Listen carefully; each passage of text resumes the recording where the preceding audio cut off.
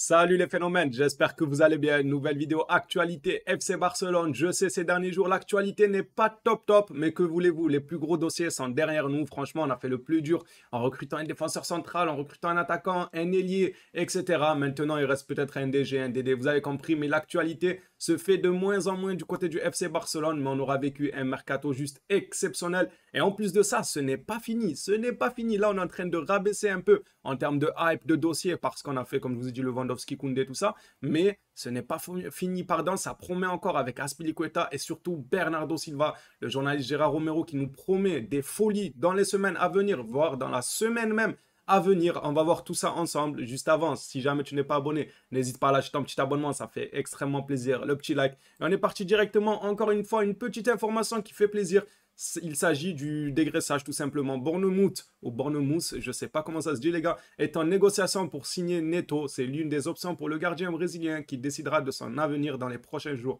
Pas d'accord complet avec Bournemouth. Pour l'instant, il n'y a pas d'accord complet d'après le journaliste Fabrizio Romano, mais il y a des négociations entre Bournemouth, le Barça et Neto. J'espère que ça se fera. On commence à dégraisser avec les Riqui Puig, avec les Mingueza. Pjanic, apparemment, il est pressenti pour rester maintenant. Neto pourrait lui partir. Braithwaite joue à la princesse. Franchement, Braithwaite, il commence à nous faire une Dembélé, mais d'une autre manière. Lui, il dit que même si j'ai pas de temps de jeu, je vais quand même rester au FC Barcelone. Lui, il va nous fatiguer. Alors que, il me semble, peut-être ça a changé avec l'arrivée de Lewandowski, je ne sais pas, mais il y a encore quelques semaines, c'était le joueur le plus riche du club. Donc, vous vous doutez que je pense, il est attaché à son contrat, mais en soi, ça va lui rapporter quoi? C'est le joueur le plus riche du FC Barcelone. Je ne sais pas si vous en rendez compte, sa fortune, elle doit monter à un prix incroyable. Franchement, je ne pourrais même pas l'estimer, mais il est très très riche, Braithwaite, et il s'accroche quand même à un contrat de quelques millions. Alors, je dis quelques millions, pour nous, c'est énorme, mais pour lui, à sa place, c'est vraiment quelques millions, les gars. Après, peut-être qu'il a confiance en lui, qu'il espère gratter du temps de jeu. Pour moi, c'est mort. Pour moi, il n'aura jamais sa place au Barça. On est tous conscients de ça. Et lui-même, je ne sais pas qu'est-ce qui lui plaît au FC Barcelone.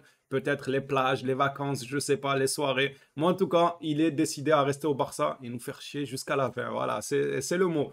Allez, on passe maintenant à Azpilicueta. Chelsea veut 10 millions et doit trouver un remplaçant. Le Barça ne pas disposé à proposer autant, compliqué. Ça nous parlait de 4-5 millions, rappelez-vous, il y a encore 2-3 semaines pour Azpilicueta et de 4-5 millions, voire 6 millions pour Marcos Alonso. Et aujourd'hui, Chelsea, on demande 10 millions. On a tous compris que c'est par rapport à Koundé, que c'est par rapport à Dembélé, à Rafinha, à Lewandowski. C'est par rapport un peu au petit chamaille qu'il y a eu entre le FC Barcelone et Chelsea au cours de ce mercato. Je pense que Chelsea se sont dit, voilà, ils veulent jouer au malin, on a des joueurs qui veulent, bah on va mettre un peu le prix plus haut que prévu. Moi, pour moi, peut-être que non, peut-être que je me trompe. Mais si on avait par exemple pas pris Koundé ou pas pris Rafinha ou quoi, je pense que Chelsea aurait pas fait trop de chichi. Ils auraient lâché un peu peut-être Azpilicueta à 6 millions, voire 7 millions maximum. Mais là, 10 millions, c'est vrai que ça commence à grimper en termes de prix quand tu sais que tu peux rajouter 10 à 15 millions pour aller chercher des joueurs qui sont plus jeunes, plus intéressants peut-être, comme un Gaïa qui est plus jeune.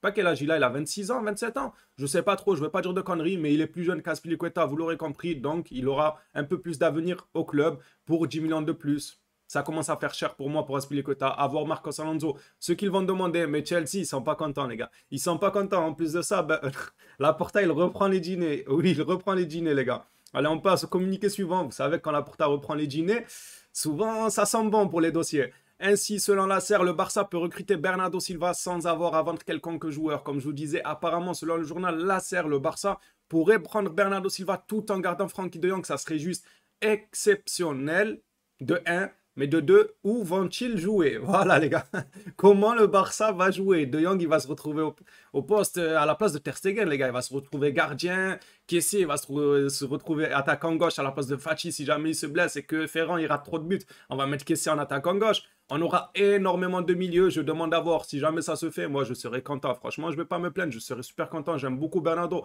j'aime beaucoup De Jong aussi, mais à voir comment ils joueront avec ces deux-là.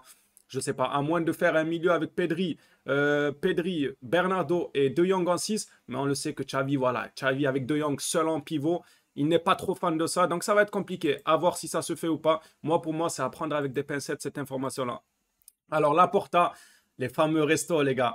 Matteo Alemany et Juan Laporta sont en train de dîner avec l'agent d'un joueur en ce moment. Alors, il y a eu des rumeurs qui disaient comme quoi ça pouvait être l'agent de Bernardo. Moi, j'ai gardé le joueur le plus probable. Il y en a qui ont sorti comme quoi il y avait Busquets lors de, comment on appelle ça, dans les bureaux. Et ensuite, son agent est parti dîner avec Alemany et Laporta. Moi, ça me paraît plus cohérent que ce soit l'agent de Busquets, même s'il y en a qui peuvent dire que c'est pour Bernardo, que c'est pour un tel Azpilicueta et tout. Mais dans les prochains communiqués, vous allez le voir. Hop, alors, il est là. L'agent de Busquets était dans les bureaux du club selon Romero. Donc l'agent de Busquets a déjà été dans les bureaux. Peut-être que le club est parti dîner avec lui pour parler, je pense. J'espère pas une prolongation, les gars. S'ils nous sortent Busquets 2025, vamos, les gars. Il n'y aura rien de vamos. S'ils nous sortent... Imaginez, on fait un mercato terrible, juste exceptionnel. Et on finit ce mercato par annoncer une prolongation de Busquets jusqu'en 2025. Oh, la catastrophe. Non, je pense pas. Dites-moi vous ce que vous en pensez. Est-ce que c'est pour une prolongation ou pas? Moi, je pense plutôt que c'est pour une baisse de salaire. On sait qu'il a déjà fait un effort, voire deux efforts, je sais plus trop. Mais il a déjà fait minimum un effort sur son salaire. Et là, il va se voir refaire encore un effort. C'est bien, c'est beau. J'espère pour lui vraiment qu'il prendra une Liga ou une Ligue des Champions avant son départ du Barça. Car il le mérite. C'est une légende du club. On l'aime beaucoup quand même, Busquets. Il nous a énormément apporté. Mais on va pas se mentir, on ne veut pas voir le Harry Go Busquets 2025, les gars. On ne veut pas voir. Malgré qu'on l'aime, non, ça ira. C'est bon, frérot. T'as tellement donné au club. Il faut aller te reposer aux États-Unis maintenant. Alors, selon Gérard Romero, des grandes choses se passent, mais je ne peux encore rien dire. Et souvent, quand il a eu à dire ça, les gars, c'est vrai que par la suite, des grandes choses se sont passées, des gros joueurs sont venus. Donc, on va encore lui faire confiance à Gérard Romero. Et franchement, s'il dit des grandes choses pour vous, est-ce que Azpilicueta et Marcos Alonso, c'est une grande chose? Je sais pas. Voilà, ça peut être intéressant, mais je ne juge pas ça comme une grande chose. Alors que Bernardo Silva, c'est une grande chose. Peut-être Cucurella voler à Chelsea, ce serait une très grande chose, mais ça m'étonnerait parce que c'est un peu cher. On sait que Chelsea, apparemment, ils vont le signer à 60 millions. C'est quand même un prix pour un défenseur gauche.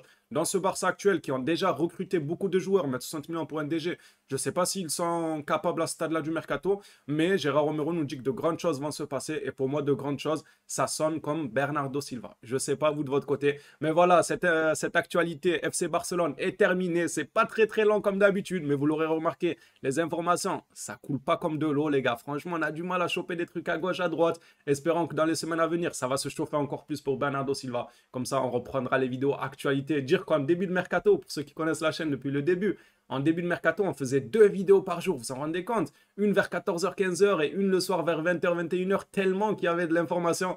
Là, aujourd'hui, même une vidéo par jour, ça commence à être un peu de plus en plus compliqué car les informations se font rares, vous l'aurez compris. En tout cas, merci à tous pour le soutien. Encore une fois, on a passé un mercato juste exceptionnel à vos côtés. Ça m'a fait extrêmement plaisir, même aux côtés des journalistes comme Gérard Romero, Fabrizio Romano, avec les infos, avec les clims qu'on a pris. Non, en fait, il revient, Rafinha. C'était juste exceptionnel, que des émotions de fou. Merci à tous pour votre soutien. N'oubliez pas le petit abonnement, le petit like. On en débat dans les commentaires de tous les sujets que j'ai pu traiter dans cette vidéo, comme d'habitude. D'ici là, prenez soin de vous, les phénomènes.